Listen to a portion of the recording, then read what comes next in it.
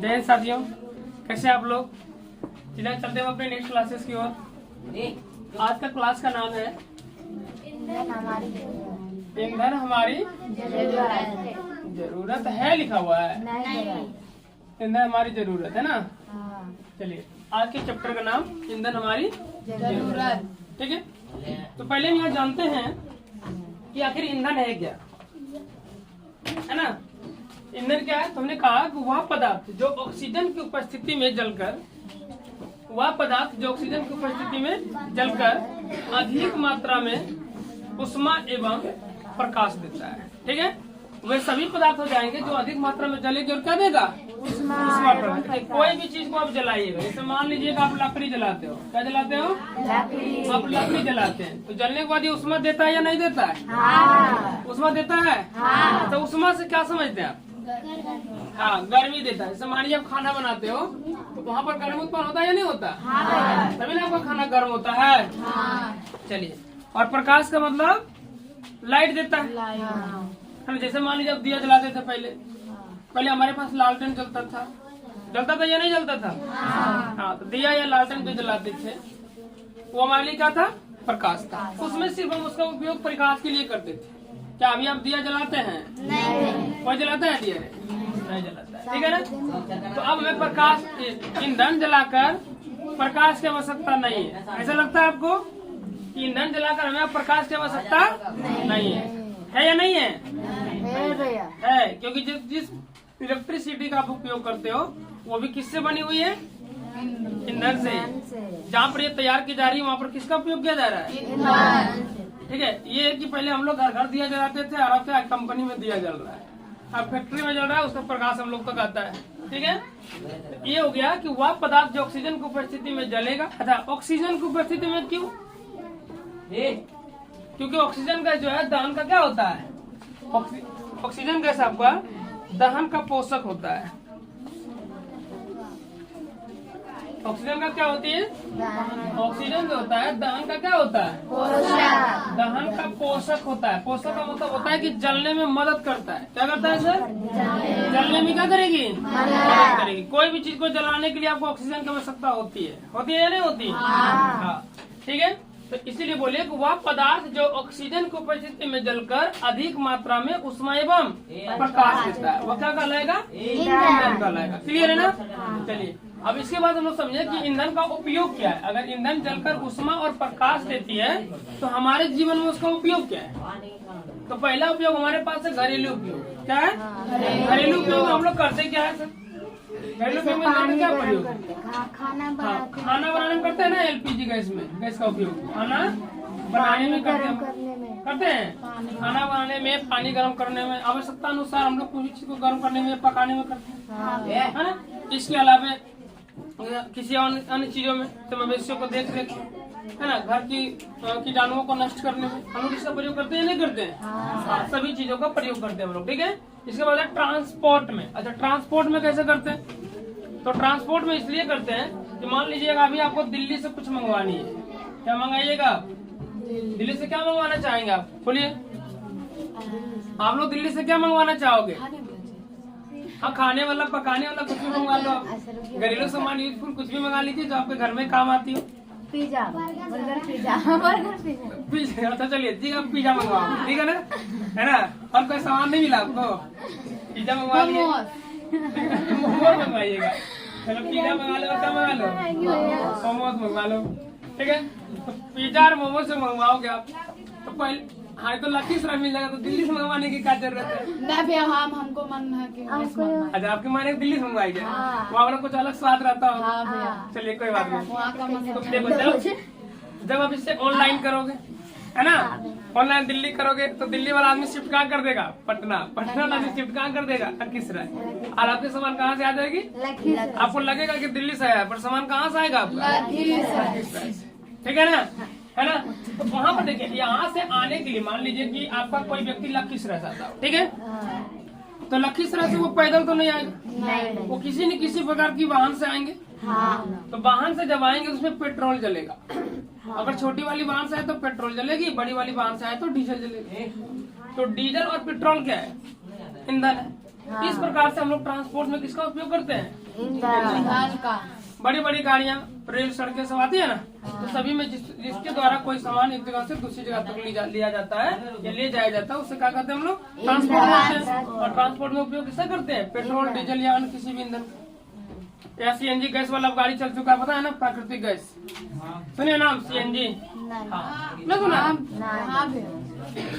CNG gas भी हमारे LPG gas की तरह ही है, जो ईंधन के रूप में काम आती है। सस्ती भी है हल्की सी, पेट्रोल का बच्चा सस्ता भी है, और उसमें प्रदूषण होने का चांस बहुत ही कम है, प्रदूषण ज्यादा नहीं होता उसमें। ठीक है। तो तीसरा है विद्युत बिजली या बिजली के उत्पादन में। अभी बताया आपको कि जहाँ पर बिजली का उत्पादन होता है ना, वहाँ पर कोयले का उपयोग तो किया जाता है। अभी देखे होंगे आपका जो बार एनटीपीसी है ना, बार में ना आपका जगरी, हाँ, तो वहाँ पर जो निर्माण होती रहती है, देखिएगा गाड़ी ट्रक कोयले जाते रहते हैं। कोयले का इस्तेमाल किया कि उन्होंने क्या ना, इसमें विद्युत उत्पादन में ईंधन का प्रयोग हुआ। फिर औद्योगिक उपयोग में, औद्योगिक का मतलब होता है घर बनाते हैं आप, तो घर बनाने में इसका उपयोग किया जाता है ईंधन का। लकड़ी वगैरह का प्रयोग करते हैं आप, करते हैं नहीं करते हैं? हाँ। इसके बाद ये रॉकेट प्रेक्षण में, तो रॉकेट का प्रेक्षण का मतलब क्या होता है? मान लीजिए, हाँ, कोई किसी भी चीज का मतलब, मान लीजिए हमारे पास कोई बम बना, परमाणु बम, मान लीजिए परमाणु बम बना, कितने परमाणु बम छोड़ दो, आप लोग इतना दूर तक मत जाओगे, तब फूट जाएगा। तो हाँ, अभी मान लीजिए कि हमको चांद पर जानी है, या कोई रॉकेट हमने बनाया है, रॉकेट समझते हैं ना? रॉकेट का क्या काम है? चांद पर जाना। नहीं, रॉकेट चांद पर नहीं जाता। रॉकेट का काम है नीचे वाली चीजों को ग्रेविटी से दूर पहुंचाना। जैसे मान लीजिए हमारे पृथ्वी के पास कौन सा बल है? गुरुत्वाकर्षण बल। तो हमारी पृथ्वी के पास जो गुरुत्वाकर्षण बल है, गुरुत्वाकर्षण बल है हमारी पृथ्वी के पास, तो वो किसी चीज को ऊपर की ओर नहीं जाने देगा। नहीं, नीचे की। अगर कोई चीजें ऊपर की ओर जाने की प्रयास करता है तो हमेशा नीचे की ओर क्या करेगा? उसको गिरा देगा। तो नीचे की ओर गिरा देगा तो ऊपर जा नहीं पाएगा। तो उस रॉकेट के जरिए जो है, इतनी ताकतवर रॉकेट को बनाई जाती है कि वो ग्रेविटी से उसको पार कर दे। बस जैसे ग्रेविटी से पार होता है ना, रॉकेट वहां से अपने आप को छोड़ देता है, गिर जाता है फिर नीचे समुद्र में, नदिया में। ठीक है, समुद्र या नदी में कहीं भी गिर जाती है, ठीक है ना। और वो सामान जो ऊपर गया ना, आप ग्रेविटी से दूर हो जाता है, तो आप वहाँ पर तो हवा नहीं है ऊपर में, है ना। जहाँ तक हवा रहेगा वहीं तक नहीं ग्रेविटी काम करेगी। आगे हवा नहीं है तो आगे आप वो सामान अपने डाटा के अकॉर्डिंग तय करते रहता है दुनिया। तो इसके परीक्षण में भी की जाती है, रॉकेट के परीक्षण में, ठीक है ना। ईंधन का उपयोग, इसमें पेट्रोल वगैरह जो भी हो, गैस भरी जाती है, ठीक है। अब हम लोग जानेंगे इसकी ईंधन की अवस्था क्या है। अब ईंधन की कोई अवस्था रहता है, हर एक चीजों का एक अवस्था होता है। जैसे मान लीजिए अभी आप विद्यालय में बैठे हो तो आप क्या हो? विद्यार्थी। घर में जाओगे तो किसी का कौन रहोगे? बेटा बेटी। हाँ, किसी का मौसी भी रहोगे आप लोग। आप लोग किसी का मौसा भी होंगे ना, होंगे? होंगे नहीं होंगे? तो अवस्था बदलता है कि नहीं हमारी? हर एक चीजों का अवस्था बदलता है। कार्य लड़ाई कर रहे हो, ठीक है।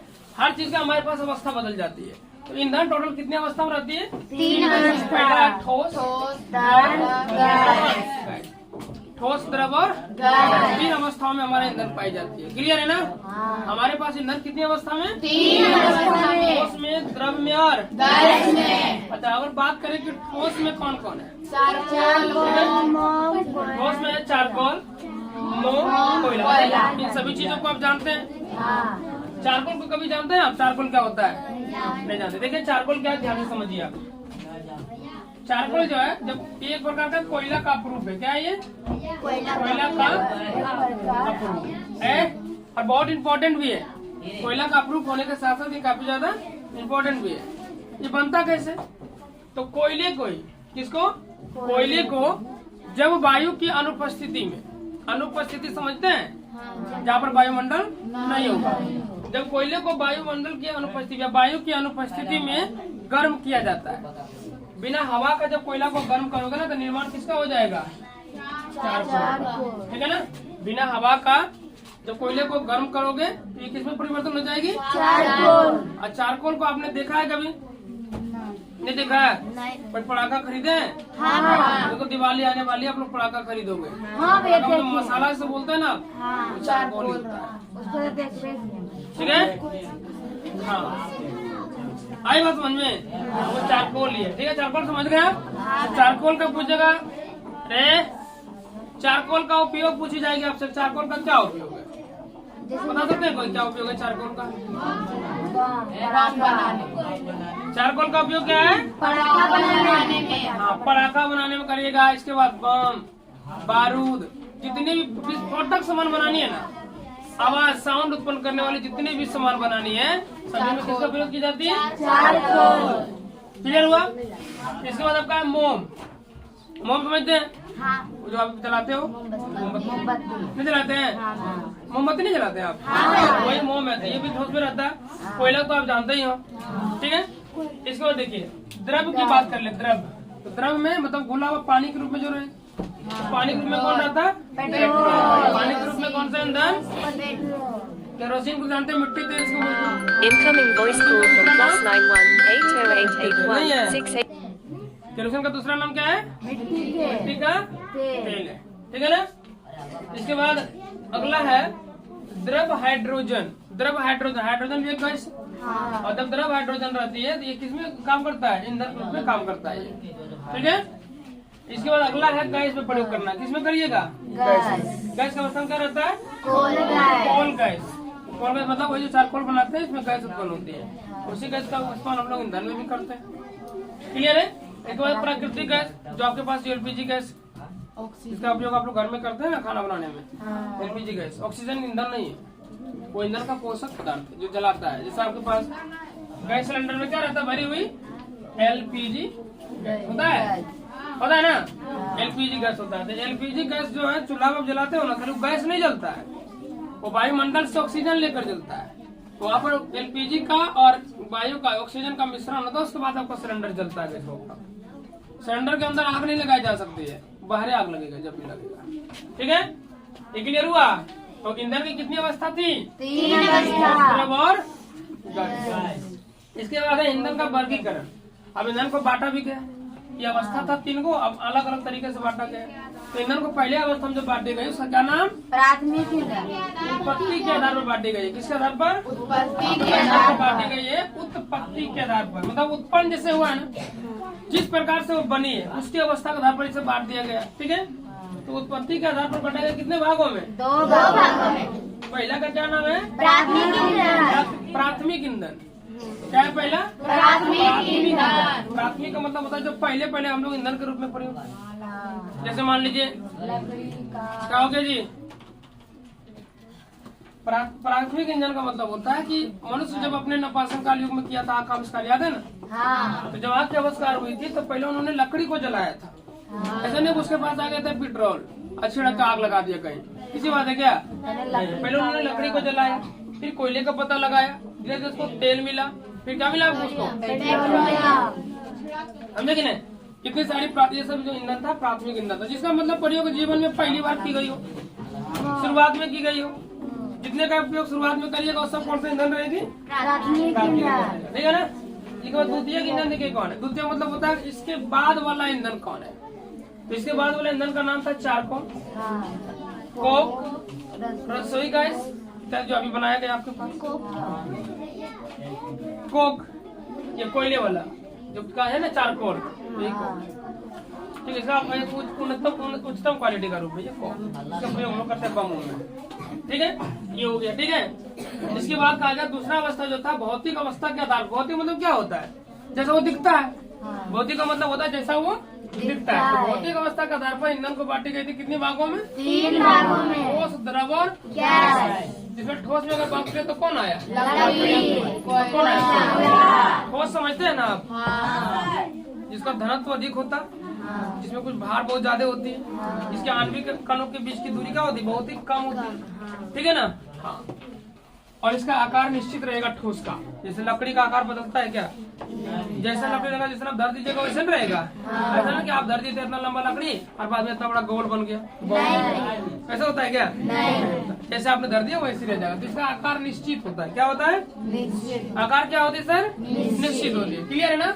इसके बाद बात करें पेट्रोल, ये द्रव वाला। तो द्रव में कौन आता है? पेट्रोलियम। पेट्रोलियम पेट्रोलियम सब नहीं सुन रहे? क्या है ये पेट्रोलियम? अन्य पेट्रोलियम क्या है? आप सोच रहे होंगे पेट्रोल, आपके दिमाग में यही चल रहा होगा कि पेट्रोलियम पेट्रोल है। ऐसी बात नहीं है। पेट्रोलियम उन पदार्थों को कहते हैं जो लाखों करोड़ों वर्ष पहले किसी भूकंप या किसी आपदाओं के कारण पृथ्वी के अंदर दब गई थी, वही पदार्थ अब द्रव के रूप में, ईंधन के रूप में हम लोग उसको प्राप्त करते हैं। जैसे कितने भी चीज हो गए, petrol, kerosene, diesel, mobil, grease, साबुन, अन्य सारी चीज जो भी आप प्राप्त करते हो सब क्या कहलाएगा? पेट्रोलियम। मतलब ये पेट्रोलियम एक प्रकार का जीवाश्म ईंधन है। जीवाश्म समझते हैं? क्या समझते हैं जीवाश्म ईंधन से आप लोग? मतलब ये कि जो ईंधन जीवों से प्राप्त होती है। मतलब आज से कई साल, कई करोड़ों, लाखों वर्ष पहले कोई जीव मर गया था, पृथ्वी के अंदर चल गया था, दब गया था, और उसको हम लोग अभी उसी का प्रयोग हम लोग किसमें करते हैं? ईंधन के रूप में, है ना। कोई भी चीज है, कोई भी जीव जंतु या पेड़ पौधे अगर पृथ्वी के अंदर दब जाती है, कहाँ दब जाएगी? पृथ्वी के अंदर। यदि पृथ्वी के अंदर दब जाएगी और दबने के बाद वो जैसे पृथ्वी में दबेगा तो उसका कुछ दबाव पड़ेगा या नहीं पड़ेगा? पृथ्वी के अंदर जाएगा तो ग्रेविटी जी बढ़ेगी कि घटेगी? बढ़ेगी। ठीक है, तो उच्च दाब के कारण वो काफी, और वायुमंडल की अनुपस्थिति के कारण वो सड़ने लगता है। तो वैसे नहीं सड़ पाता जैसे बाहर में ऊपर सड़ता है, ऊपर में सड़ता तो वहाँ हुआ के खत्म हो जाता है। अंदर में ऐसे नहीं, अंदर में वो परिवर्तन हो जाता है किसमें? ईंधन में। ठीक है, और वही ईंधन को बोलते हैं हम लोग जीवाश्म ईंधन। ये पेट्रोलियम का मतलब आप पेट्रोल समझिएगा आप लोग? नहीं, पेट्रोलियम का मतलब होता है कि सभी चीजें जो जीवाश्म ईंधन है, petrol, diesel, kerosene, mobil, grease, और भी क्या आता है, स्नेहक पदार्थ जितने भी फिसलने वाली पदार्थ, सब इसी के अंदर आता है, पेट्रोलियम के अंदर। ठीक है, इसके बाद देखिए अगला है गैस में। तो गैस के रूप में कौन है? प्राकृतिक गैस। गैस के रूप में कौन रहेगी? प्राकृतिक गैस। जैसे आपके पास अभी, आपके पास प्राकृतिक गैस कौन है? नहीं, बार बार बोल रहे हैं, ऑक्सीजन का इस्तेमाल आप ईंधन में करते हैं क्या? मतलब ऐसा होता है कि ऑक्सीजन का इस्तेमाल ईंधन में किया जाता तो गैस सिलेंडर का क्या जरूरत था हमको भराने का? एकदम ईंधन जला लेते डायरेक्ट ऑक्सीजन में पकड़ के। ठीक है, तो एलपीजी गैस आपके पास है, जिसको बोलते हैं मीथेन गैस है। कौन है वो? मीथेन गैस है आपके पास, इसको आप लोग जलाते हो। ठीक है, अच्छा इसी एलपीजी गैस के बारे में और जान लीजिए, मीथेन के बारे में। मीथेन गैस गंधहीन होता है। क्या होता है सर? गंधहीन का मतलब होता है कि गमकता नहीं है। आपका जो घर में रसोई गैस आता है, इस पर आप खाना बनाते हो, वो महकता नहीं है। क्या आप लोगों को कभी महका हो? कभी गैस निकल जाता है तो महकता है घर में? हमने तो अभी कहा था कि गंधहीन होता है, नहीं महकता है। महक कैसे कह रहे? कौन कौन सूंघ लिए इसको? आपके घर में जो सिलेंडर से गैस लीक होता है तो क्या वो महकता है आपके पास? महकता है क्या? तो अभी तो हमने कहा था ये गंधहीन होता है, तो आपने हाँ कहा, कहे थे ना आप? हाँ, सुनिए मेरी बात, ये गंधहीन होता है, लेकिन दूसरी अगर ये गंधहीन आपके घर में पहुंच जाता तो अगर लीक हो जाता तो आपको पता भी नहीं चलता। हल्की सी चिंगारी जलाते पूरा घर में क्या लग जाता, और पता ही नहीं चलता कि किस कारण से आग लगा। इसीलिए ना ये पता चला आदमी को कि भाई क्या घर में हमारा लीक हुआ है, क्या हमारे घर में फैला हुआ, किसके कारण आग लगा, है ना। तो उसके में एक तत्व मिला दिया, और तत्व का नाम था एथिल। क्या नाम था? एथिल मर्क्याप्टन। क्या नाम था? हाँ, एथिल मर्क्याप्टन। जैसे मान लीजिए आपको कहीं महकना है तो आप सेंट भर के जाते हैं कि नहीं? हाँ। तो इसको महकाना था ना, तो एक प्रकार का परफ्यूम मिला दिया गया, और परफ्यूम का नाम था एथिल मर्क्याप्टन। याद रखिएगा, एथिल मर्क्याप्टन ईंधन का काम नहीं करता, ये सिर्फ आपको महकाने का काम करता है। गैस करने का नहीं जा रहा है, पता लगाओ आप समझ में आया?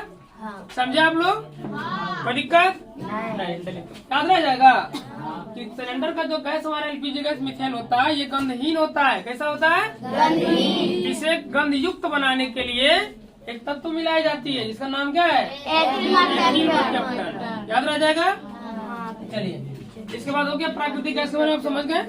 चलिए अब नीचे जो दिए कोयला का निर्माण कैसे हुआ है, ठीक है। तो हमने लिखा कि बंद बर्तन में लकड़ी को गर्म करने से लकड़ी धीरे धीरे कोयले में परिवर्तित हो जाता है। एक विधि था, पहला विधि कि गर्म कोयले को किसी बंद बर्तन में, बर्तन ले लीजिए बंद कर दीजिए, उसमें गर्म करिएगा ना तो धीरे धीरे कोक चारकोल में बदलेगी।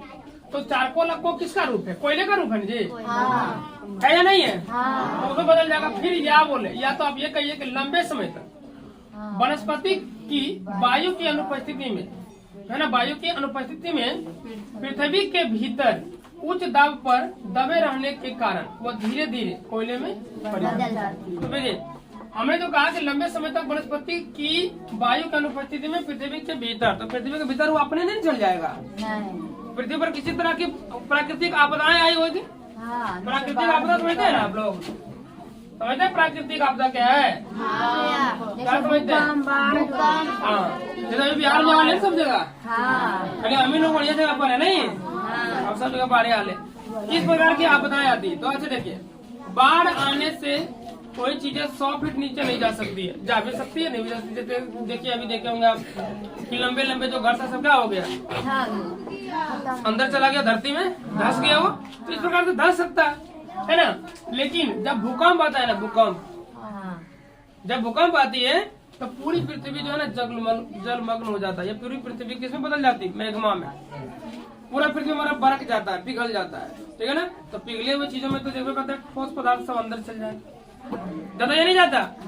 तो ऐसी स्थिति में जीव जंतु सब कहाँ चल जाते हैं? पृथ्वी के अंदर। और तब जाने के बाद कई 100 साल लाखों वर्ष रहेगा और धीरे धीरे किसमें परिवर्तित हो जाएगी? वो कोयला में, पेट्रोलियम में नहीं हो जाएगा।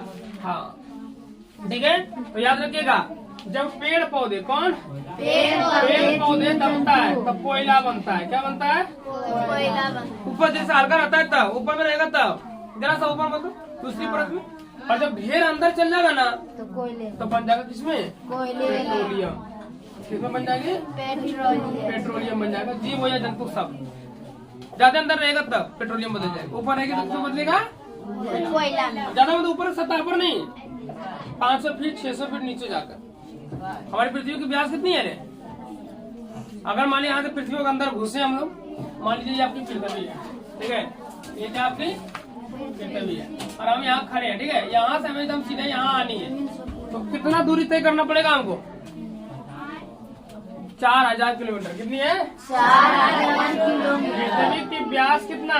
4000 किलोमीटर। पृथ्वी के जिस बिंदु पर आप अंदर जाओगे उसी बिंदु पर विपरीत दिशा में निकलने के लिए 4000 किलोमीटर की दूरी तय करना पड़ेगा। यहाँ से दिल्ली की दूरी 1000 किलोमीटर है। अब अंदाजा लगा लो, सुनको 4 बार जाना होगा आपको, जाना होगा ना। हाँ, तो सांस खत्म हो जाएगी। लेकिन ये भी बात है, यहाँ से आप पृथ्वी के केंद्र पर तो चले जाओगे, यहाँ से आओगे यहाँ तक तो गिर जाओगे, लेकिन यहाँ से इधर नहीं जा पाओगे, वहीं पर मरना पड़ेगा आपको। गर्म तो यहीं पर रहता है, गर्मी स्टार्ट हो जाता है, यहीं मर जाओगे। अगर जिंदा रह गए तो कोई भी सामान पृथ्वी के इस पार से इस पार तक नहीं जा सकता। बोलिए क्यों नहीं जाएगा? क्या रीजन नहीं जाएगा सर? तो नहीं जाने का रीजन है, देखिए किसके केंद्र पर ग्रेविटी सबसे ज्यादा रहेगा? पृथ्वी के केंद्र पर गुरुत्वाकर्षण बल क्या रहेंगे? सबसे अधिक रहेगा या नहीं रहेगा? अब तुम्हें ऊपर से केंद्र की ओर तो खींच लेगा, लेकिन केंद्र से बाहर की ओर जाने देगा क्या आपको? मतलब केंद्र में पर खींचेगा आपको बार बार, तो आप वहीं पर रह जाओगे, खत्म। राम नाम नहीं, अब अगला लेना नहीं कर सकते आप। राम नाम सबका यही करते, आप कैसे कहिएगा? क्या तो पृथ्वी के अंदर घुस के मारेगा क्या? नहीं ना। हाँ, तो राम नाम सब तक सही है, ठीक है, सही हो गया क्लियर। हाँ, तो क्या करता है कि लंबे समय तक अगर पृथ्वी के अंदर आप दबे रह जाते हैं तो किसमें बदल जाएंगे आप? कोयला या पेट्रोलियम में, ठीक है ना। चलिए फिर कहें कि उच्च दाब पर दबे होने से वह पहले पीट फिर लिग्नाइट। देखिए जब कोई वनस्पति नीचे दब जाता है ना तो पहले बदलता है पीट में। पीट जो है ना लोहे का एक प्रकार है। किसकी? लोहे का। पीट लिग्नाइट सब लोहे की क्या है? प्रकार। इसके बाद ना धीरे धीरे बदलता किसमें? इसलिए तो हमारी पृथ्वी के पास लोहा ज्यादा है, नहीं है? हाँ। इसका मतलब है कि कोयला कार्बन का एक स्वतंत्र प्रूफ है। ये पूछता है, बहुत इंपॉर्टेंट है, याद रखिएगा। कोयला जो है कार्बन का कैसा प्रूफ है? स्वतंत्र है ना। स्वतंत्र मतलब होता है कि इसमें कोई मिलावट ही नहीं होता, एकदम कोयला कार्बन का स्वतंत्र प्रूफ है। इसका बोले कि मृत वनस्पति के धीरे धीरे कोयला बन जाने की प्रक्रम कार्बनीकरण कहलाता है। क्या कहलाता है? कोई भी पेड़ पौधे या जीव जंतु होता है दब जाती है और वो कोयला में बदलता है ना, तो बनने की प्रक्रिया कार्बनीकरण कहलाता है। बनने की प्रक्रिया क्या कहलाएगी? कार्बनीकरण। क्लियर है इतना? याद है? कोई डाउट है क्या? किसी तरह की समस्या है? अगला देखिए, फिर कहेंगे कोयला एक प्रकार का कैसा ईंधन है? जीवाश्म। क्यों बोले? क्योंकि ये किससे बन जाती है? जीव जंतु, पेड़ पौधों से, है ना। पेड़ पौधे से बना तो जीव है ना, नष्ट हुआ, इसलिए इसको कहिएगा जीवाश्म ईंधन। कौन सा ईंधन है ये? जीवाश्म ईंधन। इसके बाद कोयला जलने का प्रक्रम क्या है, कैसे जलता है कोयला और जलने के बाद हमें क्या देता है और हमसे क्या लेता है, ठीक है। देखिए कोयला को जब गर्म करें, गर्म करना मतलब जलेबन करिएगा। जम करने का अर्थ क्या होता है? जलना। आपने जलाया इसको, है नहीं है? कोयला जब जलेगा तो क्या बनेगी आपके पास? CO2 gas. असल कोयला जलेगा तो क्या क्या लेगा? ऑक्सीजन लेगा आपके वायुमंडल से। जलते समय क्या लेगा आपके वायुमंडल से? ऑक्सीजन। क्या ले लेंगे सर? ऑक्सीजन। और ऑक्सीजन लेगा तो जलने के बाद जो बनाएगा कार्बन डाइऑक्साइड। CO2 क्या है? Carbon dioxide. CO2 क्या है? कार्बन कार्बन डाइऑक्साइड गैस है। क्या है सर? Carbon dioxide gas. ठीक है। और क्या बनाएगी आपके पास ये? हाँ, आप कोयला बारे में जितना जान गए कि जलेगा तो CO2 गैस और उष्मा निकालेगा। क्या कोयला को जलाना लाभदायक है या हानिकारक? हाँ, क्योंकि कार्बन डाइऑक्साइड गैस निकाल रहा है, समझ रहे हो? और कार्बन डाइऑक्साइड गैस हमारे लिए हानिकारक है। इसी बात को बताइए, कार्बन डाइऑक्साइड का ऑब्जर्वेशन कौन करता है? फिल्ट्रेशन कौन करता है इसको सर? पेड़ पौधे करते हैं। पेड़ पौधे कार्बन डाइऑक्साइड को ग्रहण करता है किस रूप में?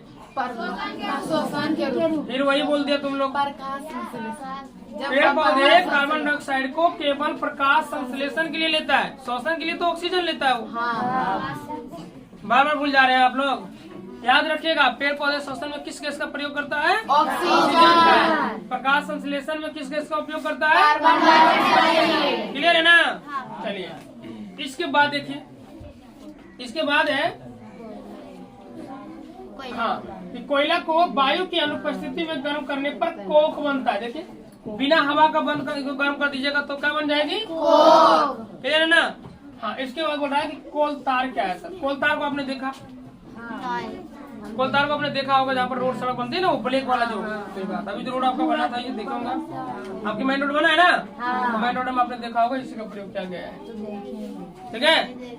अब इसमें होता है क्या? बोले यह एक प्रकार का कार्बनिक पदार्थ है। कैसा पदार्थ है ये? कार्बनिक पदार्थ। जिसका उपयोग हम लोग संश्लेषित रंग, औषधि, विस्फोटक सामान, सुगंध, प्लास्टिक, पेंट, फोटोग्राफिक सामग्री, छत निर्माण आदि में करते हैं।